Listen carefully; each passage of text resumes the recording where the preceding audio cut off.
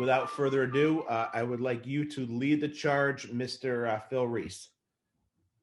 Good morning, everybody. I hope you're having a good day. I do want to make one point of clarification that Ryan said. I was voted #1 loan originator of the year last year by my mom. So I'll take it, though. Credit is incredibly important. And I want to be very brief. I'm going to kind of do a quick slideshow and then pass the baton over to Shawn and then remain on the call for Q&A because I'm sure there will be credit questions and mortgage-related credit questions, and I'm happy to answer anything that you have. But when evaluating someone's ability to get a mortgage, there are 3 pillars that we're looking at. One is income, the other is assets, and the last is credit. Now, credit can actually affect several factors on the loan. So what I'm going to do is a quick screen share, if I may. Bear with me 1 second here. Okay. So starting with the first slide here, why does my credit score matter? There are 3 attributes to someone's credit score that can affect their ability to get a mortgage and the mortgage itself. Number 1 is your score can affect the interest rate. So depending on the loan program, a lower score will have a higher interest rate, and a higher credit score will carry a lower interest rate. It can also affect PMI. So for loans that are doing less than 20% down, typically the conventional world, you're looking at the PMI rate, the cost of that monthly PMI being affected by someone's credit score. And number 3, all programs have minimum credit score requirements. That's what I'm going to focus a lot of the detail on here because most of the people that I will refer over to Shawn to help with credit repair are really those who aren't meeting a minimum requirement for some program. And it's outside the scope of what I can do as a loan originator to help them. So I try to bring in kind of the heavy lifting. The rest of the slides here are going to go a little bit quicker here. So what are the minimum credit score requirements for homestead funding? What I want to stress is that this is post-COVID. These requirements are a little stricter than what you saw in early 2020 or even 2019. And I think that as we try to get back to some normalcy here, hopefully in the next 6 to 12 months, we might find some of these guidelines loosening quite a bit. First, VA. So VA does have a 620 minimum credit score that's set by the VA. What we're looking at really is a 660 credit score to get a good interest rate. So for those who are between 620 to 659, I'm going to be looking at some evaluated credit repair to see if we can help them with their interest rate. USDA. So USDA does not set an actual minimum score, but anything below 660 today is extremely difficult to approve. That benchmark used to be 640, but they've gotten a little stricter. If we find that if someone has below a 660 credit score and we run their loan through the underwriting system, it's a little bit tough to actually get approval. FHA. So FHA, for us, homestead funding has a 620 minimum. We used to be able to do 580 prior to COVID, but again, guidelines have gotten a little bit stricter. And at 620, your purchase price options are going to be fairly limited. If we get to 640, it allows for a higher price because we can bump up that debt to income ratio a bit. And if we're at 660 and above, it allows us to go to the maximum of what FHA will approve the person for based on their income and their debt ratio. And it also significantly increases or improves the interest rate. So we really try to get people above 660 for that best rate scenario. So what about conventional? This is where things get a little bit dicey. Conventional owner occupied. There is a 620 minimum for conventional owner occupied, but I will tell you that it's very rare we're going to do something with a credit score that low conventional. The interest rates, the cost of the PMI are so expensive, they're probably going FHA unless we're in 2020 and 2021 where it's a seller's market and we're trying everything we can to get someone into a good offer. Sunny May, you may have heard of it, but it's a New York State program. It is conventional. They have a 620 minimum. Renovation loans, we're looking at a 640. There is you love that gift, don't you, Ryan? Did you create all of these clip arts and GIFs? Oh, no, but I borrowed them all from the internet.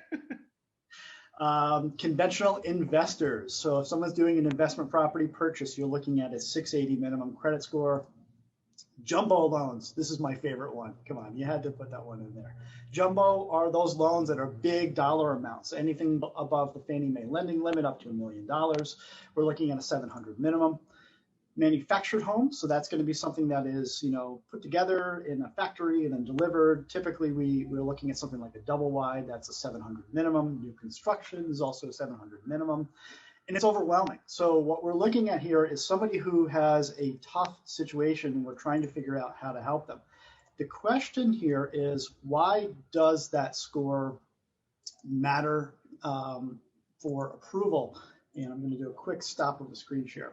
So if we're trying to put a customer into a product and don't quite meet that minimum, we have to figure out how to help them. And I have a couple tools that I can do. One is called a rapid rescore. The rapid rescore allows me to play around with a couple of items in someone's credit. It's typically revolving debt. I don't want to steal too much of Shawn's thunder because he'll go into greater detail about this, but how people manage their credit card debts have a big impact on their credit score. I think, Shawn, correct me if I'm wrong later, but I think it's about a third of your overall credit rating for how you manage your revolving debt, somewhere around there. But with revolving debt, I can identify opportunities for quick fixes. So if somebody can pay down a credit card, we can do that in-house. But usually that's not somebody who has like a 550 credit score. Someone with a 550 has a lot more baggage, and I'm going to refer to Shawn's expertise on something like that. So credit matters, and this guy here will tell you how to fix that stuff. Awesome. Thanks, Phil. So as you can see, credit is all around us. Again, it's kind of like that ghost in the room where we know it's there, but we don't know what it's doing or how it works or what's applied to it. I've been listening to Shawn do his presentation for the last 8 years, and I've actually applied some of the tips and tricks that I've learned to him, and I saw my own credit score skyrocket because of what Shawn knows. So I'm going to pass the baton to him, and he's going to do his screen share. He's going to go over his stuff. He has a PowerPoint presentation. Again, I want to have this as interactive as possible. Keep in mind, at the end of Shawn's presentation, there is a 10-question quiz. If you get the quiz right, you will get a prize to be determined, because I have no idea what it is, but we'll take it from there. So, Shawn, the floor is yours. Let us know all about credit. Absolutely. Thank you so much for the opportunity, Ryan. Great tee off, Phil. Great information. So today really just want to review the basis of credit. The good news is, the FICO score, which is the score used by 90% of lenders. It's been used for a couple of decades now. And the reality is the rules have not changed. And so there are basically five factors that go into your score.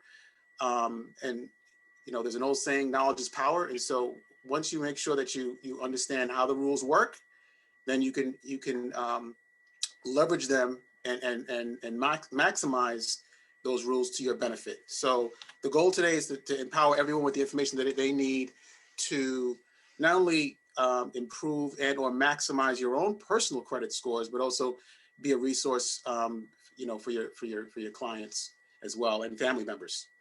Okay, so let's go right into it. So I'm gonna kind of just break it down into we'll go into the importance of credit, what factors affect your credit score, how to protect your credit. There's a lot, unfortunately, there is a lot of fraud out there. I've had 4 different clients come to me with identity theft concerns, where people were filing false unemployment claims under their social security number. So, in times like this, we definitely want to make sure that we're very vigilant to protect our credit history, which is really, that's what banks are going to look at, right? So it's your financial reputation. And we'll also touch on tips to repair your credit. So you guys already know about me, a credit consultant. I live here in Albany. That's my wonderful family. And we'll talk about credit. So what is credit? In its most basic form, credit's the ability for a customer, to obtain a good or a service before actually making a payment. And again, this is based on trust that you're going to make that payment at a later date, right? And so whether we loan money to friends or family personally, or we go to a bank or a lender to do that, the same basic principle applies. Now, there has been some debate around, is credit really important? I've had some people tell me cash is king. Some people will say credit is king. And my opinion, again, this is Shawn Moodie's opinion, is cash flow. Actual cash flow is king. And if you've got great credit and you know how to use it strategically and responsibly, then you can maximize your cash flow, regardless of whether you're a regular consumer or you're a small business owner. That's how you can really maximize your cash flow. So again, a couple of things that would really impact or speak to why credit's important.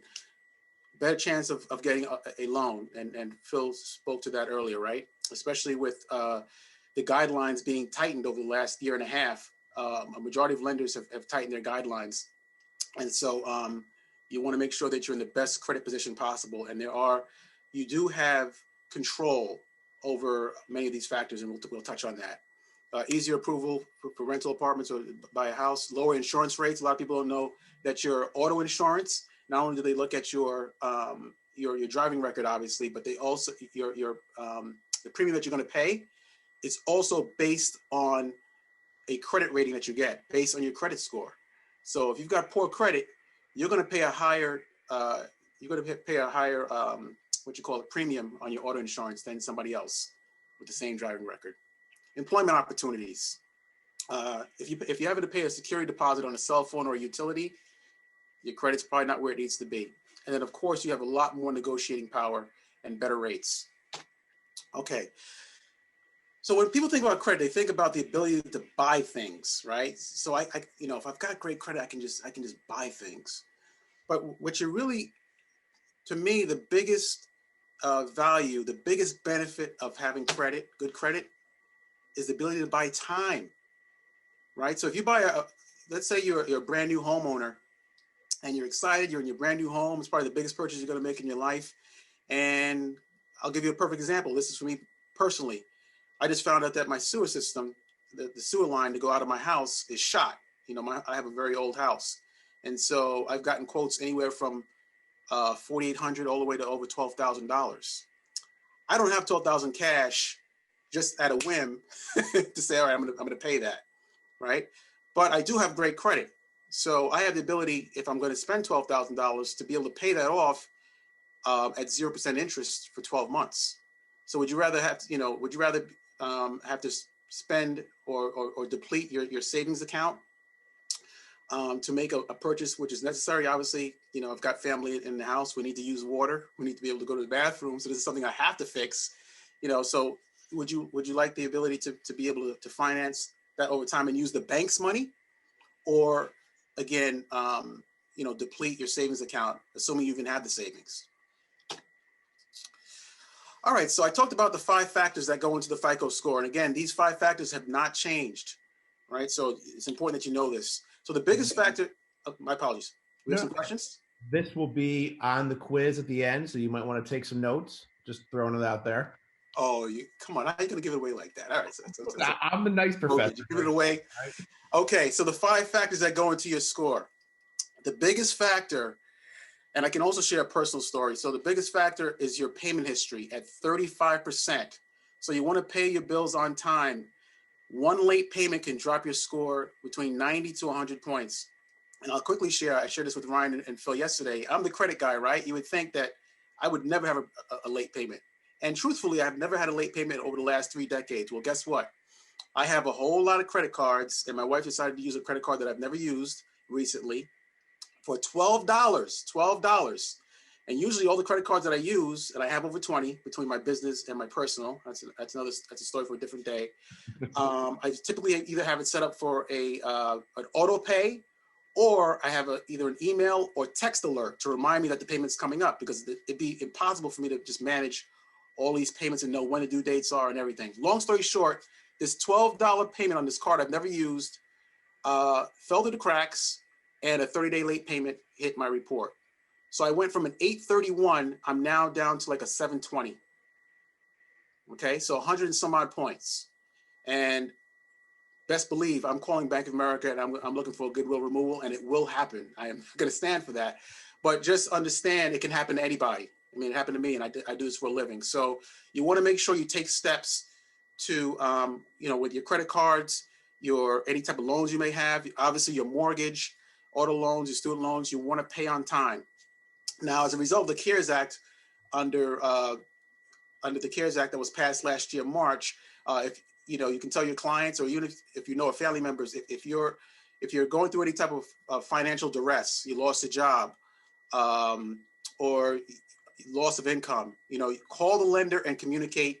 If you come up with some sort of agreement where they can either delay the payments, or even reduce the payments, what they're supposed to do is report you as on time to the bureaus, if that makes any sense. Now, they will put a disaster code on the credit report, but at least it'll protect your credit score.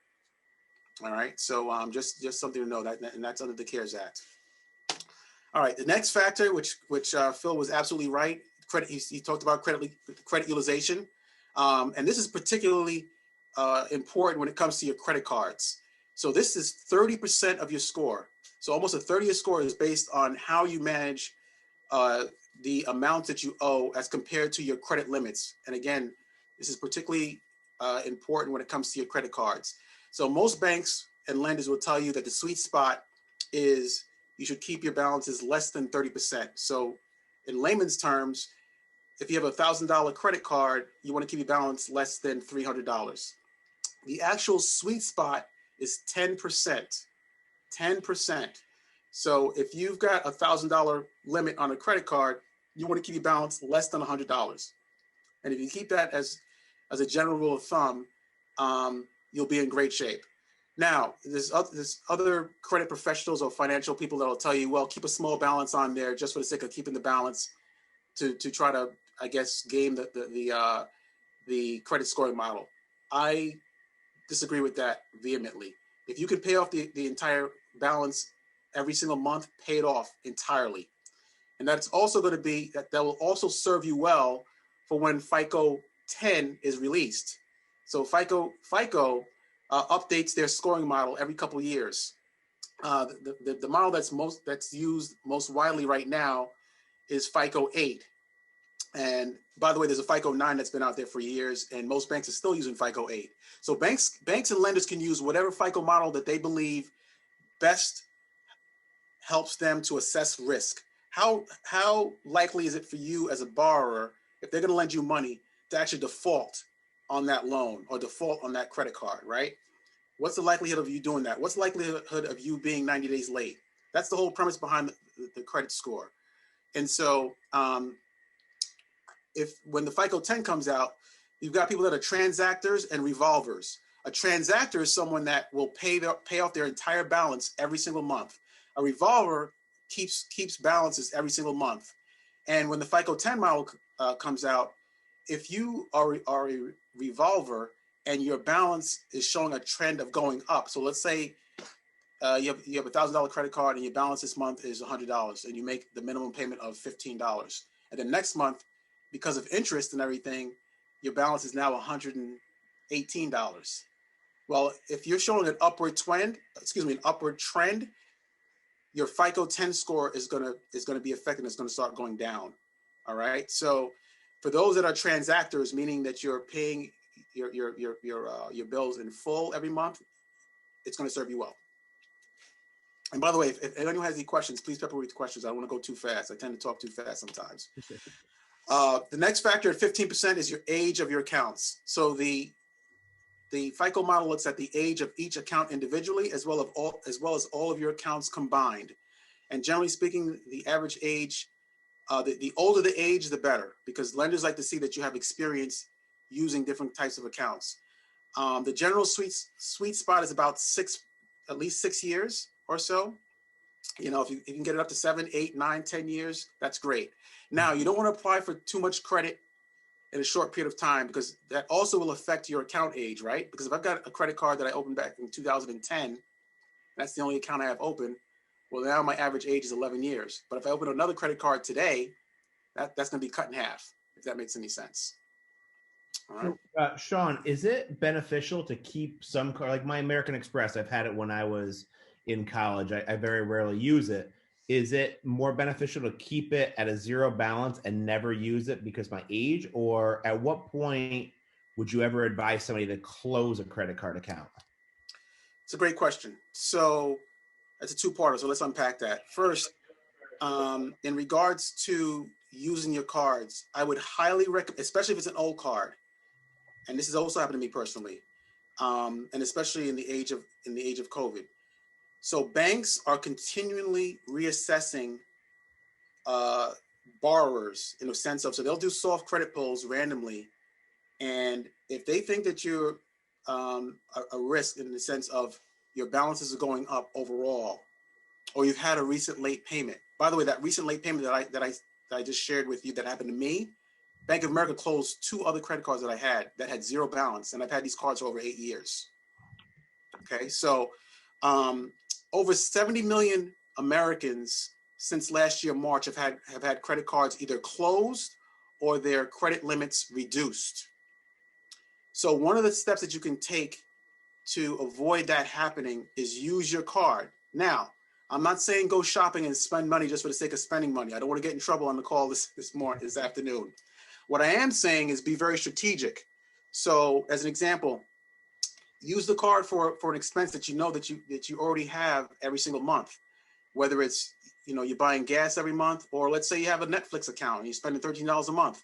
Put that Netflix charge on your American Express card and set it up for auto pay and pay it. This way you're showing activity, because some banks, a lot of banks, if they don't see activity, what they're doing is either they're going to, especially over a long period of time, either they will reduce your credit limit, or they'll just shut down the card automatically, just overall. So my recommendation is, if an older card, keep it if you can. Now, if it's a card that you're not using and you've got a good, what I call overall available credit. So as an example, if you've got 7 credit cards and your overall credit limit is $80,000, and by closing this old card, and you've got, by the way, by closing this card, it's not going to have too much effect on the age of your accounts and your credit utilization. So what I mean by that is, if you've got 6 credit cards and it's worth about $60,000 in overall credit, and you close one card that had a $30,000 limit, well, now you've just cut your credit capacity in half. And if you have balances on those cards, your credit utilization might go up. So if your credit utilization goes up, what happens to your credit score? It goes down. So the bottom line is, if you think about closing an old credit card, you want to ask yourself 2 questions. What is this going to do to the average age of my accounts at 15%? And what is it going to do to my overall credit utilization, which is 30%? So that's 45% of your score, which is almost half. So I have another question about credit utilization. Is it the cumulative of all the cards? Let's say I have a Discover of a $15,000 limit, and then a Citi card with a $40,000 limit, right? So that's a total of $55,000. Yep. What if my Discover is maxed out? Does that have an adverse effect on me, or is the total of usable credit? Both. So they're gonna look at the utilization for each account individually as well as cumulatively. Okay. So that maxed out card is definitely gonna hurt your score, no question about it. Awesome. Okay. Next 10% is based on inquiries. The general rule of thumb here, I won't spend a lot of time. Only apply for credit when you need it, and certainly don't be applying for a lot of things if you're working on getting a mortgage. I'm sure Phil will come after you. And the last 10% is going to be types of accounts. So as I mentioned earlier, banks like to see that you have experience using different types of accounts. Now, there are only 3 different types of accounts that report to your credit score. It's going to be your mortgage, credit cards, which would go under the revolving category, and then installment loans. An installment loan is a loan where you're making the same exact payment every single month. So think of a student loan or like an auto loan. All right, those are the 5 types. Those are the 5 factors that go into your score. Nothing has changed. Any questions on that before I move on? I just have one quick question. I know probably everybody hates Credit Karma because I know that it's not accurate. But when I went to apply for my mortgage, and I had to ask Phil what my credit score was. It was kind of really close to what Credit Karma was saying. So I just kind of like keep an eye on that every month. And I noticed that like I have my mortgage, my car loan, and I only have 1 credit card. So I noticed that the 1 credit card doesn't always show up on that credit report. Is there a reason? Is it like Is that like only reported to one of the bureaus or something like that? Okay, so here's where I'll start. So I definitely have a love-hate relationship with Credit Karma. It's not that the score is not accurate. It's that the score is accurate. They're using a scoring model called Vantage Score 3.0. Okay. Now, most banks, 90% of the banks use FICO, which is what we're reviewing today. 90% of the banks across the country use FICO. Now, the bureaus, a little over a decade ago, came together. Now, by the way, the bureaus, FICO, these are all for-profit, publicly traded companies. So these are not government entities, government agencies, right? So the bureaus got together a little over a decade ago and decided they wanted to compete with FICO. So they came up with the Vantage Score. So it is a legitimate score. It's just not as widely used. Now, when you apply for a mortgage, 100% of the time they're going to use a FICO score. As a matter of fact, they're going to use the older FICO models, which is your mortgage score, which is FICO 2, 4, and 5. Those are the older models. So every score is different. You actually have a mortgage score, you have a general or credit cards FICO score, and you have an auto. So auto, credit card, and then mortgage, right? And all those scores can look different because they're different scoring models. Now, to your question regarding your account showing up, most lenders report to all three bureaus. So if you're not seeing it, it can be A, it could be an error, or B, and if it is an error, what I would do is I'd call the bank and just say, hey, I just recently reviewed my report and I only see it showing up on TransUnion as an example. Why isn't it showing up on Experian and Equifax? And that should be an easy fix. But most lenders, especially the big banks, they all report to all three bureaus. Does that answer your question? I think she may have froze. I know that she just came back on, but for all intents and purposes, we'll say it answered her question until she re-asks it. Okay. All right. So those are the 5 factors. And, as far as the buckets of what constitutes fair, good, great, excellent, outstanding, exceptional, there's if you pull up 10 different charts, all 10 are going to look different. What I'll tell you is a fair score, in my eyes, is anywhere between 680 to 720. A good score is anywhere between 720 to 780, and then an excellent score is 780 plus. So if you're and by the way, FICO goes, the highest you can get on FICO is an 850. If you're at a 780 plus, you're in the top 10 percentile, you're going to get the best rates across the board, generally speaking. And Shawn, we talked about this yesterday while we were doing our prep. If you have a 780 versus an 800, there's really not a huge difference, right? You're in the same bucket. It's not like your interest rate's going to go down a tremendous amount, correct? Correct.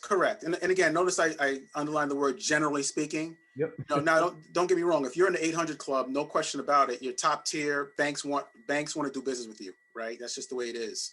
But yeah, generally speaking, if you're 780 plus, you're in good company, and you're going to get competitive rates, which always helps. The higher the score, the more options you have. I just don't want people to think I've got clients that are in 800s and they think they have to have a perfect 850. And I'm like, you don't have to have an 850. It's great for bragging rights, though. Yeah, it is. No question about it. All right. So the average cost of bad credit, believe it or not, and I think this is very conservative, is $250,000 in paying higher interest rates, fees, security deposits, you name it, higher rent, insurance rates, all of that together, your mortgage, it's expensive. And bottom line, again, great credit used strategically and responsibly, as I mentioned earlier, can help increase your cash flow. And this is something I definitely preach, especially to my small business owners. Huge. All right, so how do you protect your credit? One thing is having a budget. I'm not a financial advisor, so I'm not going to do a deep dive on this, but you want to know how much is going out every month and how much is coming in, right? And if more is going out than coming in during any given month, that's not a good thing. That's not that's a recipe for bad things. And so, you certainly want to stay within your budget. As I mentioned earlier, banks are tightening their lending guidelines and increasing credit score requirements. And as I mentioned earlier as well, over 70 million people had their credit card limits either reduced or shut down last year, July. Now, here's the good news. So, with the economy the way it is right now, and I would say limited, what I call what you call it, stores that are open, right? I mean, out in the brick and mortar going out. People are saving more. People. So instead of going out to the restaurant, and by the way, let's support our small business and restaurants. But if they're not going to the restaurant, people are staying home. They're cooking, right? So consumer debt fell below 1 trillion for the first time in over a decade. People have more disposable income saved now than at any point in the last, I think, like 3 or 4 decades. So the good news is people are saving their money. Credit card balances are always low. Banks make their money on us taking out debt, right? So the banks are not too happy about that. So that's a good thing. So if you want to be part, the trend is people are saving their money. So again, we want to make sure that one way to protect your credit is definitely to just stay on your budget and save where you can. And we know why budgeting is important. I'm not going to spend too much time on that. There's a 50-30-20 rule. Most financial advisors will speak to this. So 50% go on your needs, like your mortgage, 30% on things that you want, and then you want to save at least 20% put away for savings, ideally. That's a good formula to go with. Tools and resources. So any tools and resources that I share, these are tools and resources that I use personally. And so, as far as budgeting is concerned, there's a lot of apps out there, whether you're using a Droid or an iPhone, a lot of them are free, where it can help you to kind of get a handle on all your different expenses that you have out there, right? And a lot of them are really good, where they'll automatically import all of the different expenses that you have out there, from your mortgage to your credit cards to your auto loan, all those things. And so Mint is an example of one that I use. There's a couple other ones like Pocket Guard. Nerdwallet.com, it's a great resource. They've got a ton of information from an educational standpoint, and then they also have information on different products, financial products. Whoever you bank with, make sure you utilize their banking app. They should have an app, I would hope. You certainly want to make sure that you have a relationship with your banker. It just makes sense. Why not? They want your mortgage. Have a relationship with Phil. But the better relationship, the more that you're on the same page, usually good things happen when you have a good relationship with your lender. Paying down debt. Again, I'm not a financial advisor, but you have the snowball or avalanche technique. So if you're looking to pay down debt, especially if you've got high credit card debt, the snowball technique is basically where you look at all of your different credit card balances and you focus on the smallest one first and really go to town on paying that, and make the minimum payments on all the other ones, and then focus your attention on the credit card balance with the smallest balance, and then work your way up.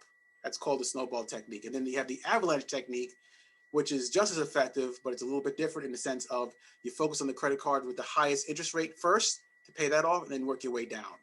So both techniques can be effective. It's all a matter of preference. For me, I prefer the snowball technique, but both are effective. And there's something so liberating about seeing a zero in your credit card balance.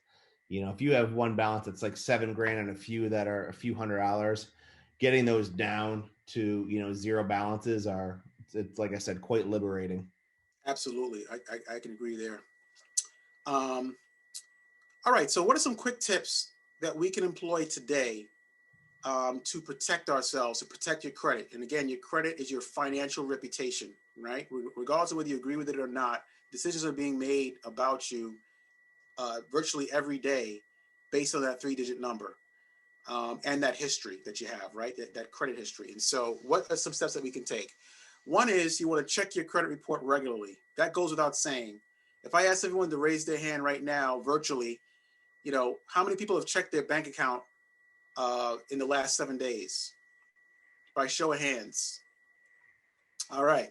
How many people have checked their credit report over the last, I'll give you 2 weeks. I think we have one so far. One. Pinocchio, right? Jackie. Not a So, lot of people.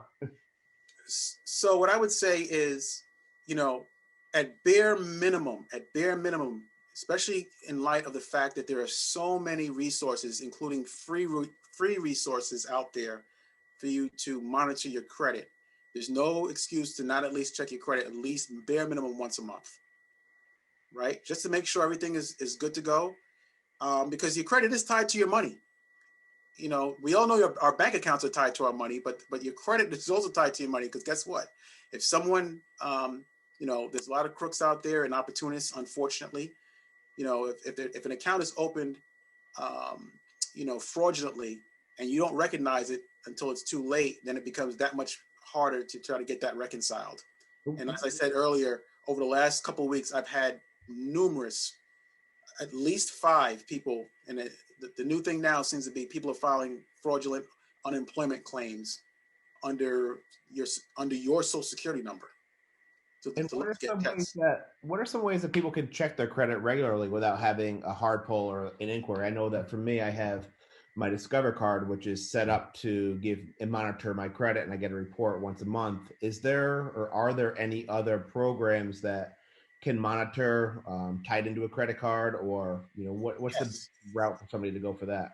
Yes, absolutely. And so Credit Karma was mentioned earlier. Again, I'm not a huge fan of Credit Karma. However, you do get access to your Equifax and TransUnion credit reports. Just keep in mind that it's a Vantage score, not used by 90% of the banks. It's definitely never going to be used for a mortgage. Experian.com has a free option where you can get your Experian report and your FICO 8 score, and it refreshes every month. So that's free.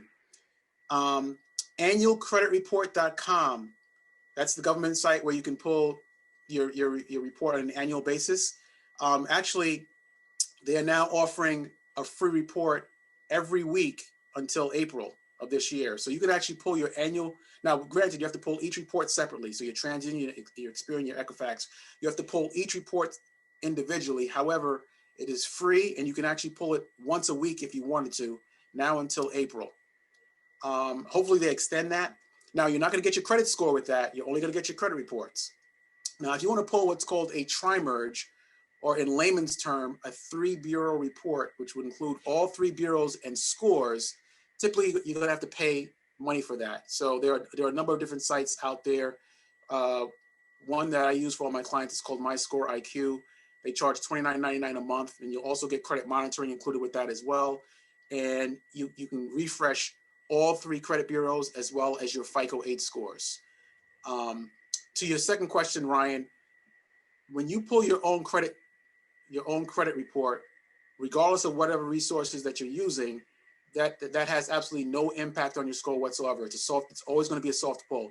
The only time you're going to have a hard pull is when you authorize a lender or a bank to pull the report for you when you're applying for an application. Now, the good news is when you're applying with Phil, they actually do soft pulls, which I think is amazing. Well, you just stole my thunder, because we were going to talk about that did I steal thunder? Oops, sorry. Yeah, we were going to relate it to mortgages, because we often, a lot of times, will have somebody on the cusp and they say, well, I'll get pre-approved, but I don't want them to pull my credit because I don't want to drop down 197 points because they're not informed of this. So, for all reasons you said before, Phil, you guys can do a soft pull over at Homestead, which we can convey and relay to our clients that it's not going to be a hard pull. It's going to be a soft pull inquiry, and it's not going to affect their credit. Is that correct? Correct. One of the biggest questions I get from, to kind of bring the whole credit conversation into the real world of what we deal with, I think that the one misconception is I don't want to pull my credit too early. I'm not thinking about buying until summer, fall, 2025. that is probably the worst thing that somebody can do. And what really set the stage for this new policy of me suggesting people get qualified as quickly as humanly possible, as early as humanly possible, is the fact that we can do those soft pulls. So I can do a full evaluation, all 3 credit bureaus. I get all the same data. It does not create a credit inquiry because it's not a full pull on the report. There's a semantic difference between the two. And I can't do a live loan application with a soft pull credit, but I can do all of the same evaluations. So I'm looking at their income, their credit, their work history, and I'm doing a full legitimate pre-qualification with a soft pull. So I do suggest people get it done early, because if there are some of these credit gremlins that need to be resolved, and the best case scenario is that buyer's not looking to buy until fall. Between the work I can do and what Shawn can do, we can boost that person's credit to allow them to maybe even just get an approval or better their financial position by the time they're ready. Awesome. That's some great information. Why delay the inevitable? And let's get ahead of it first. So if there are any, as you like to call them, gremlins, we can remove the gremlins from the credit. Shawn, back to you and the wonderful world of credit. Absolutely. Great tip, Phil. So you definitely want to be proactive, not reactive. When you're reactive, that's when bad things happen. Going back to inquiries, if I could just touch on it. So inquiries stay on your report for 2 years, but they're only calculating your score for how long do you think? What was that question? So inquiries stay on your report for 2 years. However, they're calculating your score for how long? 6 months. 1 year. So inquiries only impact your score for 1 year. Now, for a mortgage inquiry, how long do you think it impacts your score? I'm going to defer to Phil. I think it's 120 days, but I'm probably wrong. 11 months. 11 months. So mortgage inquiries are not calculating your score for the first 30 days because they know that you're shopping. Right? So it's only for mortgage inquiries. So 11 months for a mortgage inquiry, and then 12 months or a year for any other inquiries. So I thought I'd share that. All right. So credit repair tips. Everyone is empowered as a consumer under the Fair Credit Reporting Act. So if you identify an error on your report, and by the way, there have been studies that show as much as 79% of consumers across the country have at least one error on their report, whether it's something that's outdated, unverifiable, incorrect, inaccurate. So that's 4 to 5 people on the call today. There's probably something on your report that doesn't belong there. 1 in 4 people in the country also have some sort of collection on the report. 1 in 5 people in the country have a medical collection on their report and have no idea it's there. So again, speaking to the importance of checking your credit, you check your bank account once a week or once a day. Check your credit. Check your financial reputation. Check your credit at least once a month. So each of us is empowered to address and or dispute any information that you believe is inaccurate or outdated. So again, we talked about pulling the credit reports regularly. We talked about annualcreditreport.com, Experian.com, Credit Karma. Review your report for inaccurate or outdated information. Make sure your personal info is correct, right? So your name, your updated address, make sure that information is accurate. If it's not, you can get that fixed by sending either a phone call, which can take a long time, or you can send a letter directly to the bureaus to get that fixed. If you're going to dispute, do not do it electronically. One of the reasons, so the bureaus and Credit Karma seemingly have made it very convenient for you to dispute any information on your report that you believe is inaccurate electronically. What they don't tell you that is in the fine print, that you are actually waiving your right to bring any type of legal action against the bureaus for refusing to remove inaccurate information. So I tell people to do the old tried and true method, which is send the snail mail, send an actual letter, send it certified so you have a record of that, you know, excuse me, you have a record that you sent it, and then of course include any supporting documentation that you may have. Okay. The bureaus typically have 30 days to complete the investigation.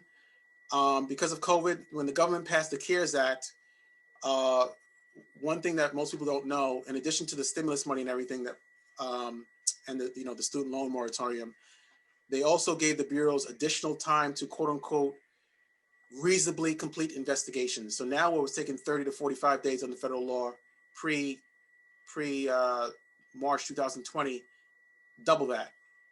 It's now taking between 60 to 90 days. And it just is what it is. So keep that in mind. So be patient. And the bureaus have 5 days after finishing the investigation to notify you of the results. If you have something that is absolutely inaccurate and you file a dispute and they still don't remove it, you have options. You can actually file a claim or a complaint with the Consumer Financial Protection Bureau. And this is an agency that's basically a watchdog agency that's supposed to keep the credit bureaus in line. As a matter of fact, it was the Consumer Financial Protection Bureau's decision to allow the bureaus to have this additional time to complete the investigations. But anyway, you can file a claim there. You can do it electronically. It's fairly simple. So it's www.cfpb.com. And typically they respond within 7 to 15 days. They're pretty good about that. And any credit score changes associated with any changes to the report are typically immediate. So for instance, let's say you had a medical collection that didn't belong because it should have been covered under your insurance agency and it gets removed, you should see the score increase immediately, if there's a score increase, depending on your credit history. Take steps to protect your identity. Again, I cannot overstate this. Be very vigilant. There are a lot of dishonest people out there and opportunists, unfortunately. So, you know, if you're getting phone calls or emails with people that you don't know, certainly be very wary. You could also register on the Do Not Call registry. You can either do it by going to donotcall.gov or there's an 888 number. And again, just be wary. We get all these requests, whether it's on social media or via email, you know, for charity donations. And we all have big hearts, but we don't want to be the victims of identity theft or a scam. You know, don't click on spam email. Go with your gut. Obviously, if something doesn't feel right, it probably isn't. And Google is your friend, right? So do your due diligence. And to the point of spam email, Jay nor myself or Brian or any of the other managers will ever ask you for a gift card. Just keep that in mind. I know that we've all gotten those spam emails and texts that, hey, I'm in a meeting right now. Please wire me money for a gift card. That will never happen. So just be aware. Nice. And then again, just stay informed. Stay informed. You know, the credit. I do my best. You know, I'm all over the internet every day, and I'm in different you know, credit groups and such because the landscape is constantly changing. So you want to make sure you stay informed. Of course, I've got my shameless plug for my Moody Blues Consulting Facebook page. Questions? And thank you. Yeah, this was great information, Shawn. And one of the beauties of us and having you and Phil and George is our role as real estate agents is we're the consultant, right? We're the immediate person to our client. That doesn't mean we have to know all the answers. We just have to know the person that does. And now, based on this, 22 people on this call, well, 21, not including you, know the credit master and know that if there's something that they can't handle or their client has a question, they know that they can reach out directly to you the same way that we would reach out to Phil or to George for their mortgage needs. So do you have the 10 question thing? I want to do a little challenge for people to see who's paying attention. Oh, Adam Newell was stuck to the screen, but I want to make sure he was looking at you and nothing else on the computer, maybe Roblox or something. Yeah, can you share that for me, Ryan? Yeah. That'd be great. Thank you. Yeah. Right. Do me a favor, stop your sharing. Oh, sorry. Yep. All right. All right. I'm going to do a screen share right now. Don't mind my desktop. opening right now. All right. We'll go ahead.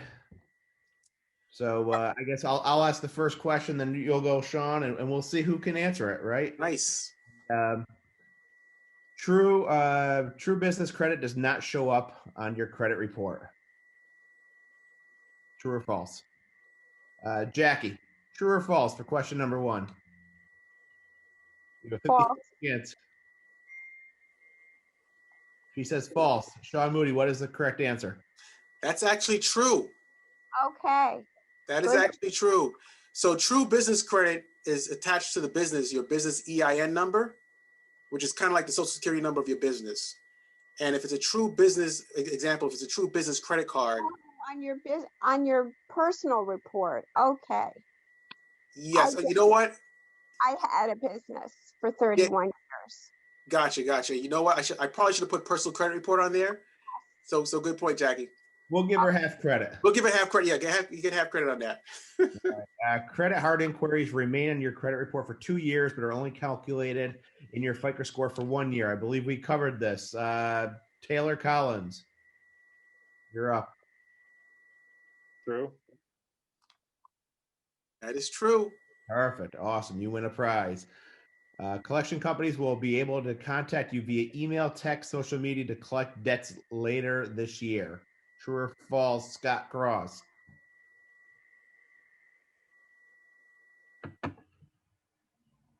He's muted. We're going to go ahead with false. I think he shook his head no. That's what we're going to go with. Shawn Moodie, what do you think? That's true. That's true. The CFPB made a ruling back in October of last year. So this is supposed to go into effect later this year. They said a year later, so probably sometime in October this year. So now they can collection companies can contact you via, like, think about it, Twitter, your Facebook account, maybe Instagram. Now they have said you will have an option to still opt out, but they have been given the green light to contact you via the social media as well as text and email. Awesome. Well, that looks like an option for fraud and abuse. That it may not actually be the company that you owe money to that's trying to get money from you. That's a great point. I agree wholeheartedly. Absolutely. Which again goes back to my original point of being vigilant and being very careful. If it doesn't feel right, if it doesn't seem right, if you have a gut feeling, go with it. Right. And so that's a great point. But everyone should know they have been given the green light, and come probably around October this year, if you've got a collection or any of your buyers have a collection, they can reach out to them via social media. And what I'll do is I'm going to email this 10-question quiz to everybody. So if you just want to go through and write the answers, what they are, number 1 is true, false, whatever it is. That way you can have this for your own records and you can share it with your clients as well. Question number 4, there are secondary credit bureaus in addition to the main 3. What are they? Shawn, for time's sake, what's the answer? The answer is C. SageStream, Innovis, CoreLogic, and LexisNexis. So LexisNexis will show your public records, like a tax lien, as an example. CoreLogic will show things like if someone's been evicted from an apartment, also if they've got a criminal record. Okay. Are those are there charges for those companies under letter C? Are there charges? Yeah. For you to look at that? No. You can actually, so if something shows it, you can order those reports separately. And to my knowledge, I don't believe there's a charge. I'm not sure about Innovis, but to CoreLogic, LexisNexis, and SageStream, no. Would that be an appropriate place to look if you were, in charge of acquiring a renter for a rental property? Would those be proper places to look to understand the quality of the financial stability of the individual? Well, CoreLogic will have any type of eviction data in there. So, in speaking to the financial capabilities, I mean that's going to be just on the regular credit reports. But if you wanted to see, as an example, if there's any eviction activity, that's where it would be. Okay, thank you. You're welcome. Great question. Great question. A recent late payment can drop a FICO score as much as, Shawn? That's D, 90 to 110 points. Wow. Case in point with your Bank of America $12 card. Yeah. How do you stop pre-screened offers of credit cards and insurance? What's the answer, Shawn? That will be D. 1885 opt-out. Number 7, credit bureaus must wait 180 days before reporting medical collections on consumer credit cards. True or false? That's true. Number 8, this is my favorite one. Moody Bluez Consulting can help clients with student loan concerns, including default and refinance issues. I'm gonna ask somebody that question. We're gonna go with Lindsay. What's the answer to that one? What do you think it's gonna be? True. I think it's true as well. Shawn? That is true. And I like the shameless. I gotta have at least one shameless plug in there. At least one. A low credit score can result in. I'm gonna go with D. All of the above. You got it. And then the 5 factors that go into credit. We're just gonna go one by one. We're gonna say Adam Newell. Just give me one. What's the 35%er?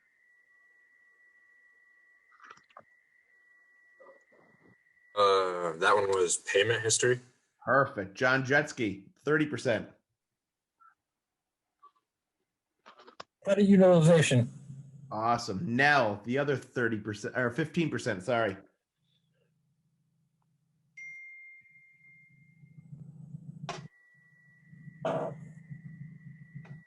She's on mute, but I believe she's mouthing age of account. Anthony D'Onofrio, 10%. He was not paying attention. He's wearing a Grateful Dead shirt. Way to represent Niskewed. I appreciate you. Taylor, can you save your friend, please? There's 2 10%. Which? All right. Well, be an overachiever. Give me both of them. Number of inquiries and types of account. You have saved Niskewed and Anthony D'Onofrio a job. I'll take credit for one of those answers. Thank you. Shawn, Phil, amazing stuff today. Does anybody have any questions as we wrap this up? I know that we like to keep it right around an hour, but if somebody does have a specific question, now is the time to ask. Now is the time to blurt it out. You can unmute yourself and ask away. Hey, Phil, this is Ed Berger. I do have a question for you. So, buyer wants to purchase a property, do a 203K renovation. When does the renovation plan need to be submitted to the bank? Oh, great question. Up front, which is why I do encourage people prior to making an offer to get their contractor out to the property, because the loan application needs to contain the acquisition price of the house plus the renovations. So if you go under contract and then wait 2 to 3 weeks for a contractor estimate, we can't start the loan process. We won't have numbers to go off of until we know what the contractor estimates are. And it's challenging in this market because I understand things move very fast, but it's a really good reason to make sure your buyer, either through your recommendation or their own means, has a really good relationship with a contractor who can provide estimates as quickly as possible. Yeah, okay. So essentially, as soon as the offer has been accepted by the attorneys, that's when all the ducks should be in a row for the renovation plan. Yeah, ideally, once there's attorney approval, simultaneous to that is that deadline for the buyer to make good faith to apply for their mortgage. So if they're waiting for the contractor estimates, they're actually in breach of that condition of the contract. So I really do encourage my buyers to get contractors out to the property as early as they can in the process. Good. Okay, thank you. That's a great question, Ed. We get that often too, especially here in Schenectady with, rehab. So amazing. Anybody have any other general questions for Phil or Shawn? I know Ray just joined the phone call. Thanks for joining us at the tail end. We appreciate you. He was on an appointment, so he gets a pass. Anything from anybody? If not, we're going to wrap this up. 2 quick side notes. All of these videos are being recorded and they are posted on YouTube to make it easier for you to check anywhere. I will repost the replay on our Clifton Park and Beyond page and on the Niskayuna page. It's going to be a link that you could save. Subscribe to the page, like all the videos, because the more videos that you like, the better it makes Shawn and Phil feel. You know, if they get no likes and a bunch of thumbs downs, they're not going to want to do this ever again. So They both did a great job. well, coming from you, Pam, that means so much to us. Very informative. Thank you so much. All right, everybody. Well, you all have a great day. Sell the world, and hope you all enjoy. Take care. Bye, everybody. Be well. Thank you. Here.